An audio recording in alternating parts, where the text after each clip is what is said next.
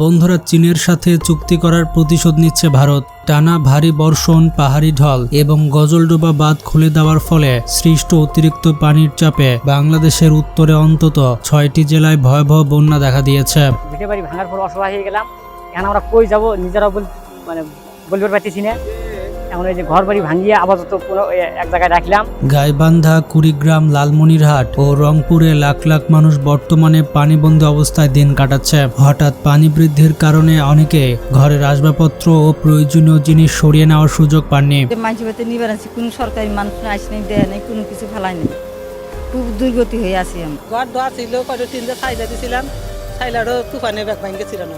বাড়ি ঘর তুলতে আর এই দুর্যোগের মুখে পড়ে হাজার হাজার পরিবার তাদের বাপদাদার ভিটেমাটি হারিয়ে সম্পূর্ণ নিঃস্ব হয়ে পড়েছেন। কুড়িগ্রামের চিলমার উপজেলায় ব্রহ্মপুত্র নদের তীব্র ভাঙনে মাত্র 30 মিনিটে 255টি বসতভিটা নদী গর্ভে বিলীন হয়ে গেছে। মিনিমাম 200 বাড়ি চলে যাবে পিছন থেকে, যদি আর 2 দিন কোনো পদক্ষেপ গ্রহণ করা না হয়। ওই পাশে ভূমি বাড়ির মধ্যে নিজে একফেন দেখছি, হ্যাঁ, মানুষের জায়গার মধ্যে যে একফেন দেখছি। ওখানে 2-1 বছর থাকতে পারবো না, তারও ঠিক নেই, নদী ওখানে ভাঙে। এবং গত 3 দিনে প্রায় 500টি পরিবার গৃহহীন হয়ে পড়েছে।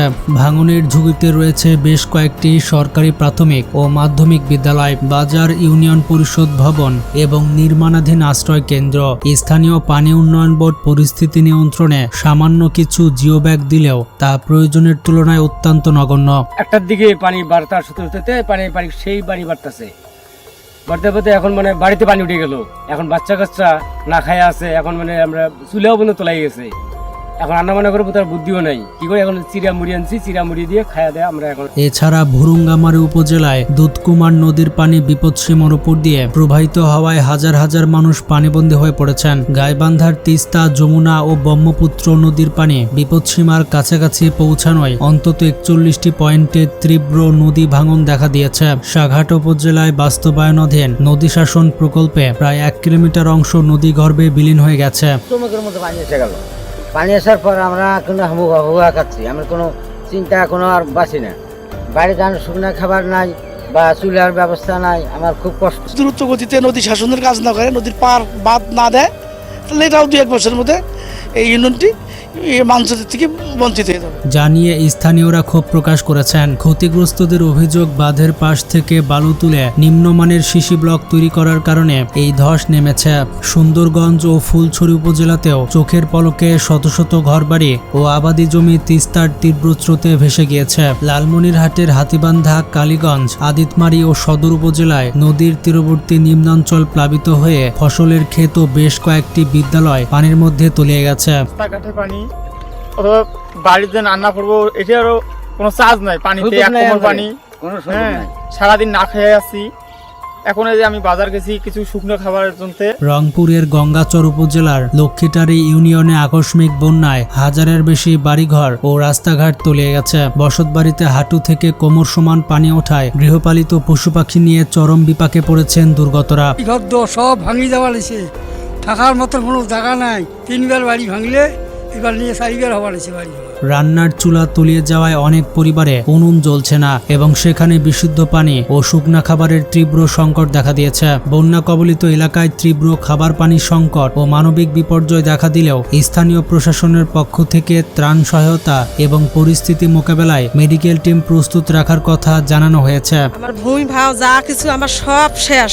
আমার এদিকে বাচ্চা কোচ্চা যা কিছু লেখাপড়া অনেক ধ্বংস হয়ে যাবেছি। মনে কথা হল্লায় শোক শেষ করে দিল। এখন শুধু বাড়ি ভিটেটা করি আছে, সেও বাড়ি ভিটেটা করে চলে যাবার লাগছে। নদী পারের অসহায় মানুষগুলো এখন আর অস্থায়ী কোনো ত্রাণ চান না, বরং নদী ভাঙন থেকে স্থায়ী মুক্তি ও সুরক্ষা দাবি করছেন। আকস্মিক এই বন্যার কারণে গঙ্গাচড়ায় ঢালের পানিতে ডুবে 4.5 বছরের এক শিশুর করুণ মৃত্যু হয়েছে, যা পুরো এলাকায় শোকের ছায়া নামিয়ে এনেছে। এই তখন থেকে বাড়ি ভাঙতে ভাঙতে আমরা ক্লান্ত হয়ে গেছি। এখন বাড়ি ভাঙার পরে এইদিকে ভাঙছে, ওইদিকে বাড়ি করছি, এখন ওদিকেও ভাঙে। ভারতের এই একতরফা পানি আগ্রাসনের কারণে উত্তরের জেলাগুলোতে একের পর এক বিপর্যয় নেমে আসায় স্থানীয় ভুক্তভোগীদের মনে তীব্র ক্ষোভের সৃষ্টি হয়েছে। তাদের দাবি, ইচ্ছাকৃতভাবে গজলডোবা বাঁধ খুলে দিয়ে বাংলাদেশকে ডুবিয়ে মারার জন্য এই ঘৃণিত পন্থা অবলম্বন করা হচ্ছে। চতুর্ভুক্তি পানি এসছে, ছাগল গরু ঘাস খাওয়ার কোনো নাই, ওই পর্যন্ত আমরা আসি। অথচ বিগত আওয়ামী লীগ সরকার ভারতকে সবসময় একটি বন্ধু রাষ্ট্র হিসেবে আখ্যায়িত করেছিল। এই চরম সংকটের মুখে দাঁড়িয়ে এখন সাধারণ মানুষের মনে একটাই প্রশ্ন, আর কত ক্ষতি, আর কত প্রাণ গেলে ভারতের এই পানি আগ্রাসন রুখে দেওয়া সম্ভব হবে? নদী তো ভেঙে আসতেছে, আমাদের এখানেও তো ভেঙে চলে যাচ্ছে। বাড়িঘর দুগে তো ভাঙা শেষ, কি কমো বাবুরে। প্রাকৃতিক ও মানব সৃষ্ট এই দুর্যোগের কারণে হাজার হাজার পরিবার যখন নিঃস্ব হয়ে খোলা আকাশের নিচে আশ্রয় নিচ্ছে, তখন সাধারণ মানুষের অধিকার আদায়ে কঠোর বার্তা দেওয়া হয়েছে। দিদি টানাতে থুবে তার কোনো আস্তরণ নাই। চর ভাঙ্গে আর এক চরে যাই, ও চর ভাঙ্গে আর এক চরে যাই। 20-25 বছর হইলে আমরা ধরে নিয়ে চরে থেকে ও চরে যাই, ও চরে থেকে ও চরে যাই। ভারতের সাথে প্রয়োজনে শক্ত অবস্থানে গিয়ে হলেও যেন এই পানি আগ্রাসন চিরতরে বন্ধ করা হয়, এমনটাই অনেকের প্রত্যাশা। এখন দেখা যাক আমাদের সরকার কি করে। এ বিষয়ে আপনাদেরকে মতামত কমেন্টে জানাবেন। ভালো থাকবেন, টেক কেয়ার।